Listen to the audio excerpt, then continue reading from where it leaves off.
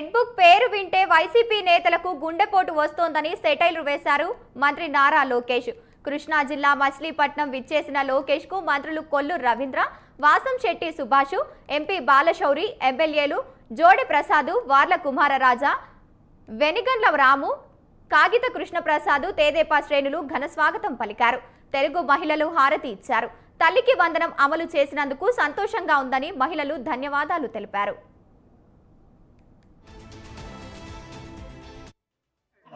Telugu Desam party విజయము, Janasena party విజయము, Bharatiya Janata party విజయం కాదు, ఇది ప్రజల విజయం.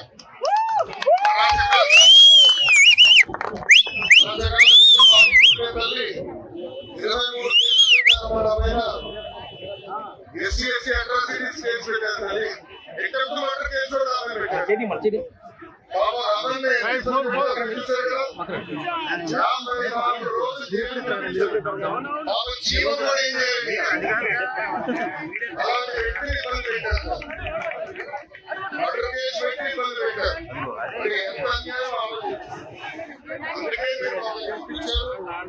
లక్షల సాధువుల కోసం పనిచేసి కాకుండా మీ దగ్గర ఉండాలనే అవసరం మీ మనసు గెలుచుకోవాలనేది ఆ కూటమి ప్రభుత్వ లక్ష్యం. ఆర్గనైజర్ మీ గురించి బాగా ఆలోచిస్తున్నారు, మన పిల్లల గురించి ఆలోచిస్తున్నారు. ఇలా పెట్టుబడులు తీసుకురావాలా, మన పిల్లలు ఉద్యోగాలు కల్పించాలి. ఏకైక లక్ష్యంతో ఈ రోజు కూటమి ప్రభుత్వం పనిచేస్తున్నారు.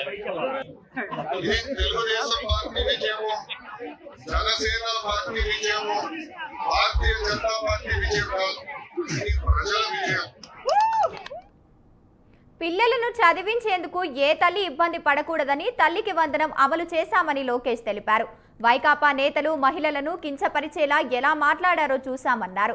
కూటమి ప్రభుత్వంలో మహిళలను గౌరవించే పరిస్థితి ఉంటుందన్నారు. త్వరలో పాఠశాలల్లో పేరెంట్స్